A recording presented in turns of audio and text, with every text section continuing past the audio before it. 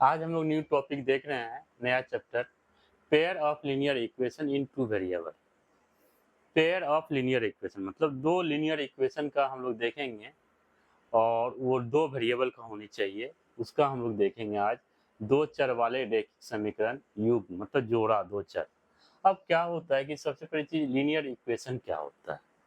तो linear equation का मतलब ये हुआ बेटा, इससे पिछले क्लास में ही बताए थे कि लीनियर का मतलब लीनियर मतलब रेखीय, रेखीय, ठीक है, रेखीय या रेखिक, ठीक है। तो कहने का मतलब जैसे मान लीजिए अगर हम कोई स्टैंडर्ड फॉर्म जैसे मान लीजिए A X plus B equal to zero, तो कहने का मतलब ये हुआ कि जिसकी पावर वन हो, जिसकी पावर एक हो, तो इसी को हम लोग बोलते हैं कि मतलब ये मतलब एक पावर है ना, इसका मतलब ये क्या हो गया, लीनियर हो गया। जैसे मान लीजिए एग्जाम्पल के फॉर्म पे टू एक्स प्लस थ्री है, तो कहने का मतलब two x plus three equal to zero, इसकी पावर क्या है, वन है, इसका मतलब ये क्या हो गया, लीनियर हो गया। ओके। अब जैसे मान लीजिए अगर हम यहाँ पे लिख दें ए एक्स स्क्वायर अब प्लस बी एक्स अब प्लस सी, तो कहने का मतलब बेटा इसकी पावर वन है, इसकी पावर टू है, तो ये लीनियर नहीं हुआ, ये क्या हो गया, इसको हम लोग बोले क्वाड्रेटिक। क्या बोलेंगे इसको, क्वाड्रेटिक, क्वाड्रेटिक, ठीक है। मतलब या द्विघात, समझ में आ रहा होगा। तो कहने का मतलब इस तरीके से, तो इसको हमको नहीं पढ़ना है यहाँ पे, ठीक है। तो ये लीनियर वाले को पढ़ना है। अब बात क्या है कि यहाँ पे लीनियर तो हो गया, बल्कि यहाँ बोला कि टू वेरिएबल मतलब linear equation of two variable मतलब linear linear equation of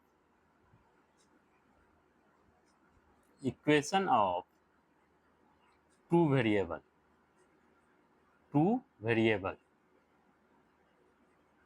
two variable मतलब linear equation of two variable मतलब दो चर वाले रैखिक समीकरण, दो चर वाले रैखिक समीकरण, चर वाले रैखिक समीकरण, रैखिक समीकरण, ठीक है। दो चर वाले रैखिक समीकरण कहने का मतलब ये हुआ जिसमें कि दो चर हो, मतलब एक होता है वेरिएबल, एक होता है कांस्टेंट, मतलब ये। तो कहने का मतलब दो चर, जैसे कहने का मतलब ये हुआ जैसे हमने ले लिया ए एक्स ले लिया अब प्लस बी वाई ले लिया और इक्वल टू हमने जीरो ले लिया। तो कहने का मतलब एक वेरिएबल आपका ये हो गया और एक वेरिएबल ये हो गया, तो यहाँ पे टू वेरिएबल है। कितने हैं, टू है। मतलब वेरिएबल का मतलब यहाँ पे दो चर, एक चर x हो गया, एक चर y हो गया, तो यहाँ पे दो चर वाले रैखिक समीकरण, समझ में आ रहा है। तो जहाँ पे x और y, अब बोले सर यहाँ पे, तो यहाँ बेटा x ही था, क्या था, x ही था। तो x के साथ जो मल्टीपल रहता है ना, तो वो क्या होता है, ये कांस्टेंट मल्टीप्लाई है। इसके साथ b है, b के साथ तो कुछ है नहीं, b ऑलरेडी कांस्टेंट है। तो यहाँ पे जैसे मान लीजिए ऐसे भी हो सकता है कि A X plus B Y plus C equal to zero. तो कहने का मतलब एक वेरिएबल आपका ये हो गया, दूसरा वेरिएबल आपका y हो गया, मतलब x और y। और ये जितने भी देख रहे हैं ना, ये सारे क्या क्या है, ये कांस्टेंट है। ये सारे क्या है, यहाँ पे कांस्टेंट है। तो हमको जो ना अभी जो पढ़ना है इसी तरह का पढ़ना है, ये दो चर वाले रैखिक समीकरण, दो चर वाले रैखिक समीकरण। तो थोड़ा सा आपको जो ना ध्यान से इन चीजों को देखना पड़ेगा, कोई दिक्कत नहीं होगी आपको, ठीक है। तो यहाँ पे देख लीजिए कि इसमें कोई प्रॉब्लम नहीं होगी। तो यहाँ पे अब ये देख लीजिए कि मतलब समझ में आ गया, पेयर ऑफ लीनियर इक्वेशन मतलब दो दो चर वाले हम लोग, जैसे x और y है, तो इसमें दो चर वाले हम लोग जो देख रहे हैं, तो इसी को हम लोग बोलेंगे दो चर वाले रैखिक समीकरण। ओके। अब यहाँ पे ध्यान से देखिए कि मतलब ये हो गया इसका इंट्रोडक्शन। अब यहाँ पे अब आगे हम लोग इसी पे हम लोग ये देखते हैं, होता क्या है कि अब यहाँ पे सबसे बड़ी चीज होता है कि पेयर ऑफ लीनियर इक्वेशन, जैसे मान लीजिए हमने बोला क्या कि पेयर ऑफ लीनियर इक्वेशन, तो मान लीजिए कि लेट मतलब माना कि हमने क्या किया कि दो दो इक्वेशन ले लिया, एक ले लिया मान लीजिए A one X plus B one Y plus C one equal to zero, एक इक्वेशन ये हो गया। दूसरा हो गया A two x plus B two Y plus C two equal to zero, तो ये दो। तो कहने मतलब ये दोनों जो ये इक्वेशन पहला हो गया और इक्वेशन दूसरा हो गया, इसीलिए ये बोला गया पेयर, मतलब देखिए एक और दो लीनियर इक्वेशन, तो ये लीनियर है पहला और ये दूसरा इन टू वेरिएबल, देखिए एक्स वाई यहाँ पे भी एक्स वाई यहाँ पे भी है, तो इसका मतलब दो चर वाले ये रेखिक समीकरण। अब होता क्या है कि इसको हम लोग सॉल्व कैसे करते हैं, इसको हम लोग सॉल्व कैसे करते हैं, तो उन चीजों को देखने के लिए हम लोग अलग अलग विधि देखेंगे इसका कि कौन कौन सी विधि से इसको हम सॉल्व करते हैं। ओके, अब यहाँ पे सबसे बड़ी चीज ये हो जाता है कि हम इसको जो ना एक और एक होता है, इसको जो ना हम लोग ग्राफ मेथड से भी हम लोग करते हैं। ग्राफ, हिंदी में भी ग्राफ ही बोलते हैं इसको, ठीक है, इसको हम ग्राफ मेथड से भी सॉल्व करते हैं। अब जैसे मान लीजिए ग्राफ मेथड से सॉल्व करते हैं, तो जैसे मान लीजिए कहने का मतलब ये हुआ कि जैसे हम लोग क्या करते हैं कि ग्राफ जो बनाते हैं ये एक्स एक्सिस होता है और ये वाई एक्सिस होता है, इसको एक्स बोलते हैं और इसको वाई बोलते हैं, इधर निगेटिव एक्स होता है, इधर निगेटिव वाई होता है, ठीक है। अब हम जैसे मान लीजिए हम एक इक्वेशन ले लेते हैं एक एग्जाम्पल के फॉर्म पे, पर ये देख लीजिए ये 0 होता है और इधर 1 होता है और इधर 2 होता है और इधर 3 4, तो कहने का मतलब इधर जो है ना हमेशा पॉजिटिव होता है, इधर मान लीजिए -1 होता है और इधर -2 होता है, इधर -3 होता है और -4 होता है, मतलब इधर हमेशा निगेटिव होता है, ठीक है। और इधर भी देख लीजिए इधर 1 होता है और इधर 2 होता है, इधर 3 होता है, इधर 4 होता है, मतलब ऊपर की ओर जो ना ये पॉजिटिव वाला ही होता है, ठीक है। उसी तरीके से इधर -1 होता है, इधर -2 होता है, इधर -3 होता है, -4 होता है और इधर जो ना ये निगेटिव वाला होता है, मतलब निगेटिव का मतलब वाई एक्सिस का निगेटिव वाला पॉइंट होता है। ओके, अब जैसे मान लीजिए एक एग्जांपल अगर हम लोग ले लेते हैं कि लीनियर इक्वेशन को कैसे ग्राफ मेथड से हम लोग सॉल्व करते हैं, तो इन चीज़ों को देखिए। अब जैसे हमने ले लिया कोई एक एग्जांपल ले लीजिए, कोई भी ऐसे ही ले लीजिए, ऐसे ही सोचिए, जैसे मान लीजिए हमने ले लिया 2x plus 3y equal to 6, ठीक है, ये हमने एक एग्जांपल ले लिया। तो इसको जो हम लोग जो सॉल्व करते हैं अभी हम लोग देखेंगे, तो इसको जो सॉल्व करते हैं ना बेटा, तो हम लोग क्या करते हैं यहाँ पे, हम लोग तो यहाँ पे इस तरीके से ये टेबल बना लेते हैं, ये यहाँ पे x का बना लेते हैं और यहाँ पे y का बना लेते हैं। अब देख लीजिए, अब कहने का मतलब ये हुआ कि अगर हम मान लीजिए इसको इधर लेके जाए इसको सॉल्व करने के लिए, तो इसको अगर हम लोग सॉल्व करें तो यहाँ पे 3y इक्वल टू -6 - 2x, तो y इक्वल टू कितना हो जाएगा 6 - 2x बाय 3। तो यहाँ पे जो ना हम लोग वैल्यू रख रख के देखते हैं, तो कहने का मतलब अगर ये हुआ कि अगर हम x की वैल्यू यहाँ पे 0 रख देते हैं, देखिए यहाँ x की वैल्यू 0 रखेंगे, तो 0 रखेंगे तो ये कितना हो जाएगा 6 - 2 × 0 बाय 3, तो ये कितना हो जाएगा बेटा 6 बाय 3, ये कितना हो जाएगा 2, तो ये 0 रखने पे ये 2 आ गई। ओके, अब यहाँ पे हम 6 मतलब ये x की जगह पे 1 भी रख सकते हैं, 6 - 2 × 1 बाय 3, तो कहने का मतलब ये हो गया 6 - 2 बाय 3, तो ये कितना हो जाएगा, ये 6 में से 2 जाएगा कितना 4 बाय 3, तो ये एक वैल्यू मान लीजिए अगर हम 1 रखने पे 4 बाय 3, ठीक है। उसी तरह से हम लोग 2 रखते हैं, तो 2 रखेंगे 6 - 2 × 2 बाय 3, तो ये कितना हो जाएगा 6 - 4 बाय 3, तो कितना हो जाएगा ये 2 बाय 3। ओके, तो कहने का मतलब यहाँ पे जो ना हम लोग 2 बाय 3 2 रखेंगे तो ये 2 बाय 3, ठीक है। अब होता क्या है कि जब ये वैल्यू को अगर हम जैसे ये वैल्यू जब हम रखेंगे यहाँ पे, मतलब ये x की वैल्यू 1 रखेंगे तो 1 तो x की वैल्यू रख देंगे, 4/3 रखेंगे तो थोड़ा सा रख तो सकते हैं 4/3, 4/3 को हम ये ऐसे डिवाइड करके जो 4/3 है इसको डिवाइड करेंगे तो क्या होगा 3 से 4 को डिवाइड करेंगे, तो ये कितना हो जाएगा 3 1 जा 3, 4 में से 3 जाएगा तो कितना 1, यहाँ 0.0 3 3 जा 9, फिर यहाँ पे ये 1 और फिर ये यहाँ पे क्या हो जाएगा यहाँ पे फिर हम लोग क्या करते हैं, एक जीरो फिर लिख देते हैं, 3 3 जा 9, तो इस तरीके से 1.33, तो 1.33 तो ले सकते हैं हम, ठीक है, y की वैल्यू, मतलब यहाँ पे 1.33 ले सकते हैं, मगर आपको जो है ना यहाँ पे ये देखना कि पॉइंट वाले में थोड़ा सा ग्राफ आपका जो है ना थोड़ा सा टेढ़ा-वेढ़ा इधर-उधर कुछ हो सकती है, तो इसके लिए आप हमेशा क्या कीजिए कि पॉइंट वाला नंबर नहीं लेके हम लोग ऐसे सोचेंगे कि जैसे 2 रख लिए, फिर हम लोग यहाँ पे क्या करेंगे 3 रख लिए, तो 3 रख लिए तो 6 2 इंटू 3/3, तो ये कितना हो जाएगा, ये 6 माइनस 6/3, तो ये 0/3, तो कहने का मतलब ये, तो हम कहने का मतलब इस तरीके से हम ये कर सकते हैं कि हमको जो है ना अगर हम यहाँ पे क्या करें तो ऐसा वैल्यू सब लें, ठीक है। अब जैसे मान लीजिए हम 3 अगर y की मतलब कहने मतलब x की वैल्यू अगर हम लोग 3 लेते हैं, तो x की वैल्यू अगर हम लोग 3 लेते हैं, मान लीजिए सपोज दैट यहाँ पे 3 लेते हैं, तो 3 लेते हैं तो y कितना आ जाएगा, 0।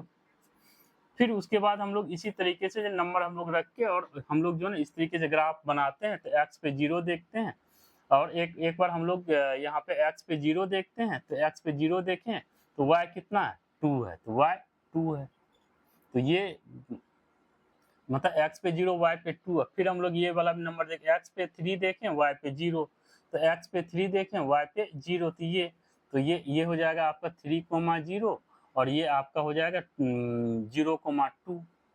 तो इससे जो ना हम लोग ये इस तरीके से जो ना ग्राफ बनाते हैं, ऐसे ग्राफ बनाते हैं।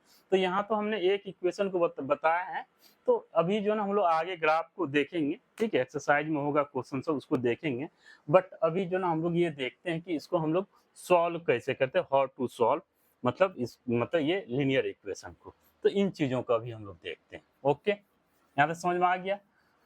अब देख लीजिए ये तो ग्राफ मेथड हो गया। अब हम लोग क्या करते हैं कि यही दो जो लीनियर इक्वेशन इसको हम लोग जो सॉल्व करते हैं, पहले हम लोग पहला विधि है सॉल्व करने का प्रतिस्थापन विधि, प्रतिस्थापन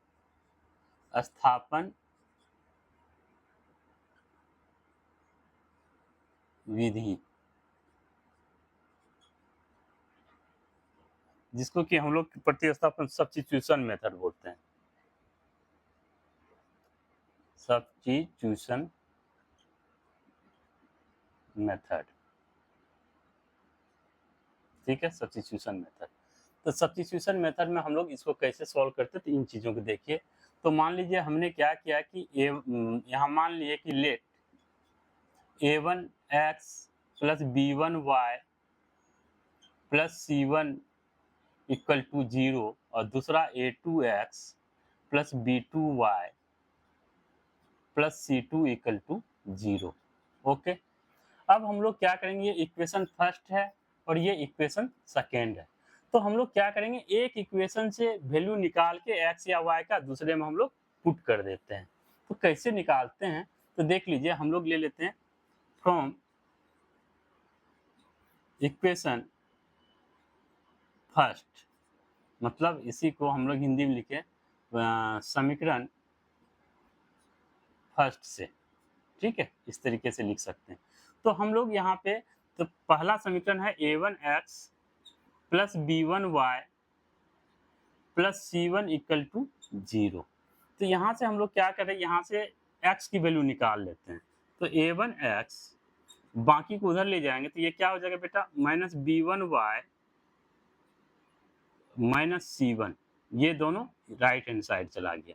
तो यहाँ से x की वैल्यू अगर हम लोग निकालेंगे तो ये हो जाएगा minus b1y minus c1 upon में a1।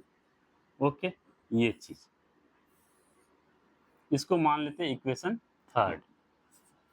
फिर हम लोग क्या करते हैं कि जैसे ये निकल गया ना, इसको हम लोग क्या करते हैं सेकेंड वाले में, अगर पहले से हमने निकाला, पहले समीकरण से अगर x की वैल्यू निकाला तो दूसरे में पुट करेंगे, अगर दूसरे से अगर निकालते तो पहले में पुट करते। ओके, तो इन चीजों को ध्यान में दीजिएगा।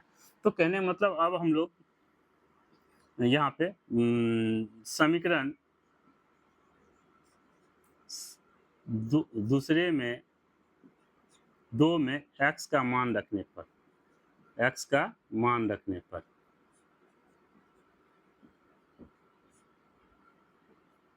ठीक है, मतलब putting the value of x, English वालों के लिए putting the value of x value of x in equation second, second में रख दीजिए। तो सेकेंड इक्वेशन क्या है मेरा, a2x है, अब प्लस b2y है, अब प्लस c2 इक्वल टू 0 है। ओके बेटा, अब यहाँ पे हम लोग क्या कर रहे हैं, ये x की वैल्यू रख रहे हैं, तो a2 ऐसे ही रहेगा और x की वैल्यू रखेंगे तो ये minus b1y minus c1 upon में a1 plus b2y plus c2 equal to 0। Okay, अब हम लोग क्या कर रहे हैं कि इसको मल्टीप्लाई करते हैं, तो मल्टीप्लाई करेंगे तो ये सबसे बड़ी चीज़ यहाँ पे हम लोग क्या करें, पहले एलसीएम ले लें। तो ये एलसीएम ले लें या इसको पहले मल्टीप्लाई कर लीजिए, तो ये मल्टीप्लाई करके आप सॉल्व कर सकते हैं। तो अब ये मल्टीप्लाई करेंगे, ऊपर वाला जो मल्टीप्लाई होगा तो ये क्या हो जाएगा, minus a2b1 y a2b1y minus a2c1 upon में a1 plus b2y plus c2 equal to 0। Okay, अब हम लोग क्या करेंगे, यहाँ पे देख लीजिए, ये अब यहाँ पे एलसीएम ले लेते हैं। तो एलसीएम जो ले लेंगे, इसकी एलसीएम हो जाएगी a1। देखिए आप लोग को थ्योरी बता रहे हैं, तो माइनस a2b1y माइनस a2c1 और यहाँ पे 1 ये हो जाएगा a1b2y और यहाँ पे हो जाएगा ये प्लस a1c2 इक्वल टू 0। अब क्रॉस मल्टीप्लिकेशन करेंगे बेटा, तो ये तो 0 ही हो जाएगा a1, तो ये बचेगा a2b1y minus a2c1 plus a1b2y plus a1c2 equal to 0। अब देख लीजिए, जहाँ पे y नहीं है ना, जो बिना y वाले को हम उस साइड ले जाएं, तो इधर मेरा ये इसको और ये वाले टर्म को उस साइड ले जाते हैं, तो इधर जो बच जाएगा, पहले हम लोग लिख लेते हैं ये वाले टर्म को a1b2y minus a2b1y equal to, ये उधर जाएगा तो a2c1 माइनस a1c2। ओके बेटा, और यहाँ से y कॉमन ले लीजिए, तो y कॉमन ले लेंगे तो a1b2 minus a2b1 equal to a2c1 minus a1c2। Okay, ये निकल गया। अब यहाँ पे y की वैल्यू निकालेंगे, तो y की वैल्यू ये निकल जाएगा, यहाँ पे ये मल्टीप्लाई डिवाइड में, तो a2c1 माइनस a1c2 अपोन में a1b2 माइनस a2b1। ओके, तो यहाँ से इसी तरीके से ये y निकाल लेंगे। ओके बेटा, जब ये y निकल जाएगा ना यहाँ पे, फिर हम लोग क्या करेंगे, जो इक्वेशन थर्ड, क्योंकि थर्ड वाले में अगर हम लोग देखें तो थर्ड में क्या y तो है, तो y की वैल्यू यहाँ पे रख देंगे, पुट कर देंगे। तो हम लोग यहाँ पे लिखेंगे फ्रॉम इक्वेशन थर्ड, मतलब समीकरण 3। ठीक है, हम यहाँ पे मतलब वैल्यू रख रहे हैं। तो देखिए x इक्वल टू आपका ये है minus b1 y minus c1 upon a1। तो यहाँ पे हम लोग क्या करें, माइनस b1 y के बदले में हम लोग ये पूरा लिख दें, a2c1 माइनस a1c2 अपोन में a1b2 माइनस a2b1। ओके, और ये y की वैल्यू खाली रखे हैं, ये थ्योरी है इसीलिए बड़ा दिख रहा है, ठीक है, बल्कि आप लोग कंफ्यूज ना होइएगा, और अपोन में a1। तो ये जो ना आपका जो ना, ये यहाँ से ये x की वैल्यू निकल जाएगी। ठीक है, तो इसी तरीके से हमको जो ना, मतलब x और x की वैल्यू निकालनी होती है और y की वैल्यू निकालनी होती है। तो इस तरीके से हम लोग x और y की वैल्यू निकालते हैं। अभी पता चल जाएगा, अभी एक इस पे एग्जांपल करते हैं, आप लोगों को पता चल जाएगा।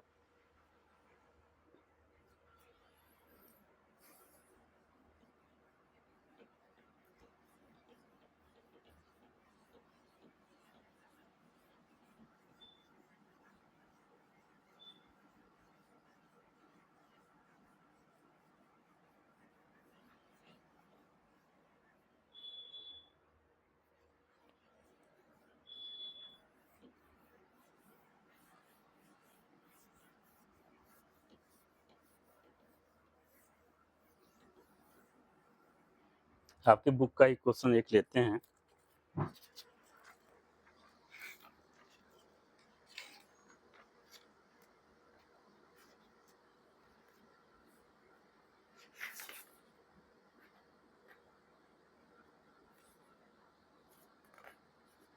चलिए एक क्वेश्चन ऐसे ही लेते हैं।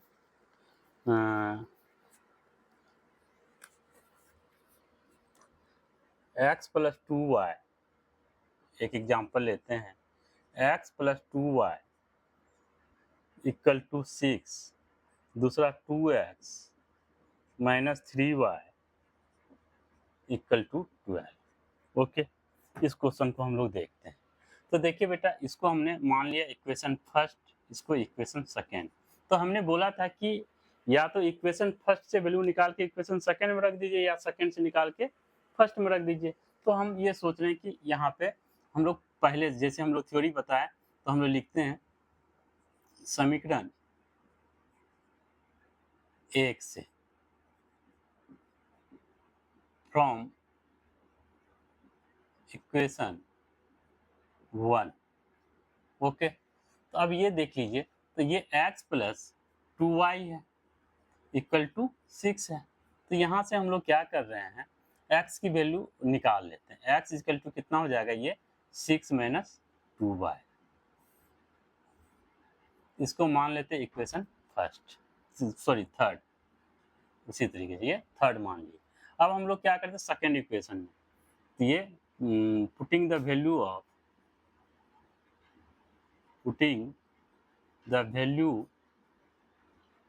ऑफ x इन इक्वेशन, किसमें, सेकेंड में। पहले से निकालें तो सेकेंड में, मतलब x का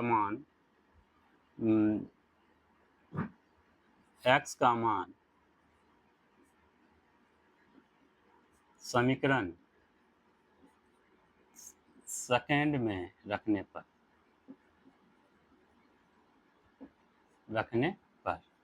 तो हम लोग सेकेंड में रखते हैं। तो सेकेंड क्या है मेरा, 2x है माइनस 3y है इक्वल टू 12 है बेटा। अब हम लोग क्या करें, x की जगह पे तो 2 और x की वैल्यू क्या निकाले बेटा, 6 माइनस 2y और minus 3y equal to 12। Okay, अब देख लीजिए, इसको मल्टीप्लाई करेंगे, 6 2 जा 12 और 2 2 जा 4y minus 3y equal to 12। अब इसको इधर लेके जाएंगे, ये कितना हो जाएगा, माइनस 4y, तो ये 12 माइनस 4y माइनस 3y कितना हो जाएगा, ये 7y इक्वल टू 12। और ये इधर जाएगा तो minus 7y equal to 12 minus 12, तो माइनस 7y इक्वल टू कितना, 0। तो ये y भी कितना निकल जाएगा, ये 0। जब ये y 0 निकल गया बेटा, तो हम लोग ये थर्ड में रख देंगे वैल्यू। किस में रख देंगे, ये पुटिंग द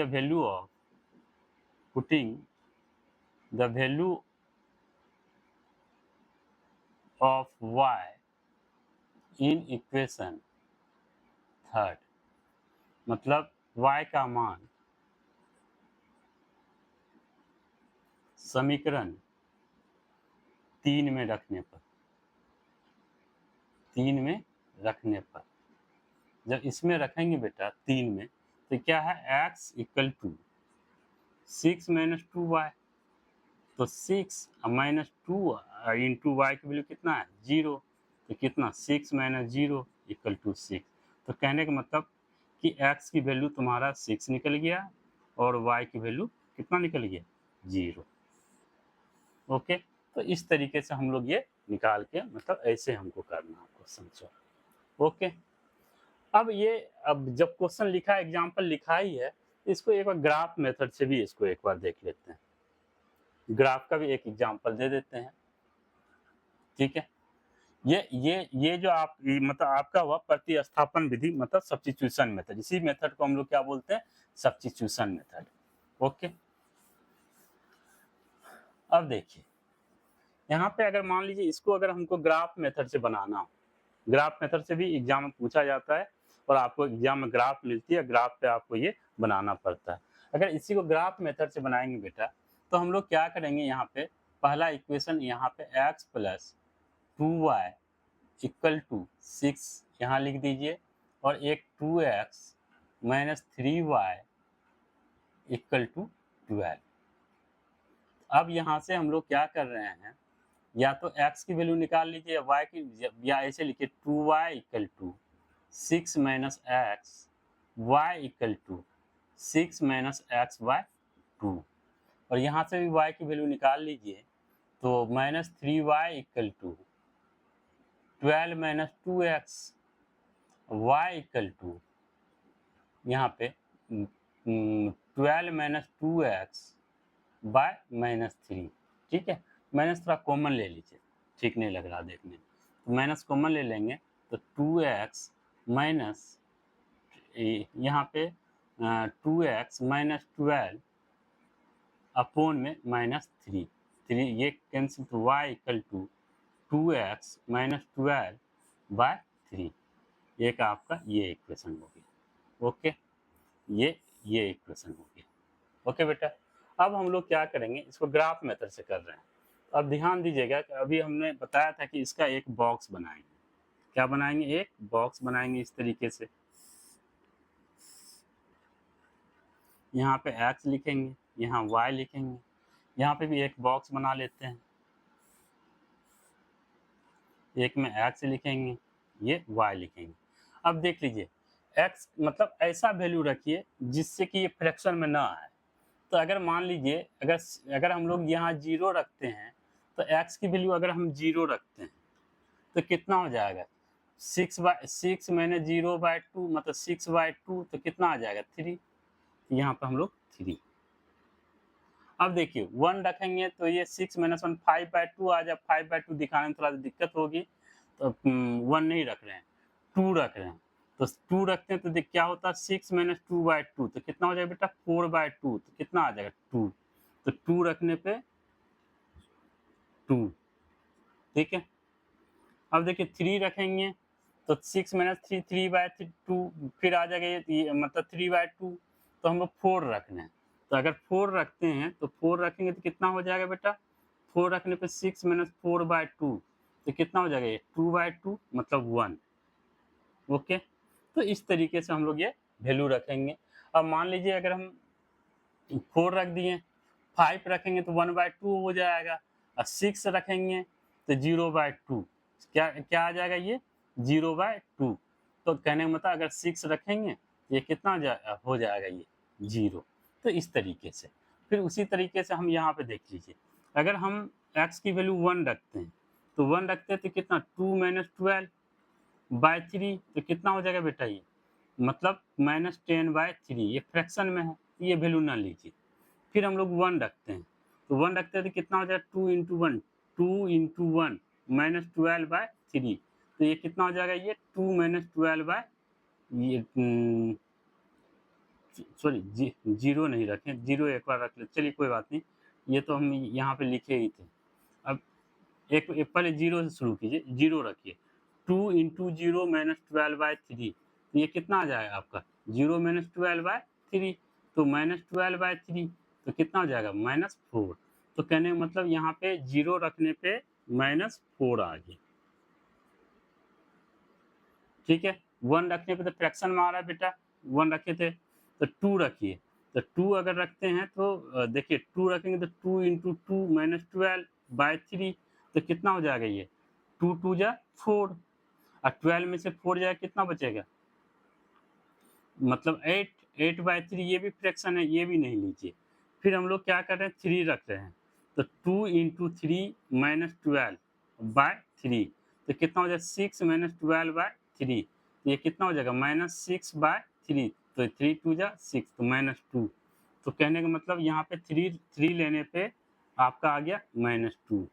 ओके, फिर हम लोग क्या कर रहे हैं कि यहाँ पे 3 ले लिए, 4 अगर लेते हैं तो 4 2 जा 8, 12 में से 8, तो ये 4/3 हो जाएगा। तो यहाँ पे हम लोग 5 लेते, 5 2 जा 10, तो ये भी नहीं, 5 भी नहीं चलेगा। 6 अगर देख लेते हैं तो ये कितना 2 इंटू 6 -12/3, तो कितना 12 माइनस 12/3, तो 0/3। तो इस तरीके से तो हम लोग ये, अगर हम लोग क्या 6 लेने पे क्या आ रहा है ये 0, तो इस तरीके से हम लोग ये बना लेंगे। फिर उसके बाद जो हम लोग ये ग्राफ पेपर लेंगे, वो आपको मिलेगा ग्राफ पेपर, ठीक है। ये ग्राफ पेपर आपको एग्जाम मिलेगा 0 1 2 3 4 5 6 7, ठीक है। उसी तरह से -1 -2 -3 -4 -5 -6, ठीक है, -7, उसी तरह से 1 2 3 4 5 6 -1 -2 -3 -4 -5, ठीक है, -6, इस तरीके से, ठीक है। दिख रहा है ना यहाँ तक? तो अब यहाँ पे हम लोग क्या करेंगे, x की वैल्यू 0, तो देखिए y की 3, x 0 y 3, देख लीजिए ये 0,3, ठीक है। फिर बोला x2 y2, तो x2 और ये y, इधर से देखिए 2 और y का इधर से देखिए, तो ये हो जाएगा x2 y2 2,2। फिर x4 y1, x4 y1, 4 ये है, और इधर से देखिए ऐसे करके चलिएगा ऐसे, तो ये 4 1, ठीक है। फिर बोला 6,0, तो ये हो जाएगा 6,0, और इससे हम ग्राफ बना देंगे। ऐसे स्केल रखिएगा और इस तरीके से आप जो ना ग्राफ बना दिए, आपका सीधी ग्राफ बनेगी। ओके, फिर हम लोग यहाँ पे देखें, इसकी ग्राफ बनाए एक ही ग्राफ पे, तो x की 0 y की -4, x की 0 0 देखना, y की -4, तो ये हो जाएगा 0 -4, x की 3 y की -2, x की 3 ये है बेटा, y की -2, तो -2 यहाँ से देखेंगे और ये 3 यहाँ से देखेंगे, तो ये हो जाएगा 3, -2। x की 6 y की 0, x की 6 y की 0, तो x की 6 y की 0, तो यही वाला हो जाएगा। फिर हम लोग क्या करेंगे, यहाँ से ये तीनों पॉइंट से जो ना ये इस तरीके से ग्राफ निकलेगा, ठीक है। तो ये आपका ग्राफ हो जाएगा, ठीक है। तो इस तरीके से आप लोग इसको सॉल्व कीजिएगा। तो ये आपका ग्राफ मेथड से हम लोग कैसे निकालते हैं। अब आपको कैसे पता चलेगा कि मतलब सर ये कौन सा वैल्यू लें, तो जो आपका इंटरसेक्टिंग वैल्यू होती है तो वही आपका ये होता है यहाँ पे, ठीक है। तो इस तरीके से हम लोग ये बनाते हैं, ठीक है। चलते हैं फिर अगले मेथड को हम लोग ये देखते हैं।